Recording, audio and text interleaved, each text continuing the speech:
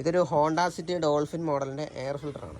അപ്പോൾ air filter ഇതുപോലത്തെ ക്ലിപ്പുകളുണ്ട്. ആ ക്ലിപ്പുകൾ ഇങ്ങനെ ഇരിക്കുന്ന ക്ലിപ്പുകൾ ഇങ്ങോട്ട് വലിച്ചു മാറ്റി കഴിഞ്ഞാൽ നമുക്ക് തുറന്നു വരും. അങ്ങനെ ഒരു 4-5 ക്ലിപ്പുകൾ കാണും. അതല്ലെങ്കിൽ കുറച്ച് സ്ക്രൂ ഒക്കെ കാണും. അപ്പോൾ ആ സ്ക്രൂ ഒക്കെ നമുക്ക് സ്വയം അഴിക്കാവുന്നതാണ്. നമ്മുടെ വാഹനം ഒരു 5000 കിലോമീറ്ററൊക്കെ ഓടുമ്പോൾ ഈ എയർ ഫിൽറ്റർ ഇതുപോലെ മാറ്റിയിട്ട് ഇതിന് ഉള്ളിൽ ഫിൽറ്റർ കാണാൻ പറ്റും. ആ ഫിൽറ്റർ അടിച്ചിട്ടൊന്ന് 5000 കിലോമീറ്റർ ആകുമ്പോൾ ഏതെങ്കിലും ടയർ കടയിലൊക്കെ കൊണ്ട് എയർ അടിച്ച് ഒന്ന് ക്ലീൻ ആക്കുകയാണെങ്കിൽ നമ്മുടെ വാഹനത്തിൻ്റെ മൈലേജും വലുമൊക്കെ കൂടും. ഇനി 10000 കിലോമീറ്ററൊക്കെ ആകുമ്പോൾ നമ്മൾ നിർബന്ധമായിട്ട് ഈ സാധനം മാറണം. ഇത് നമ്മുടെ അത്യാവശ്യം ക്ലീൻ ആയിരിക്കുന്ന ഭാഗമാണ്.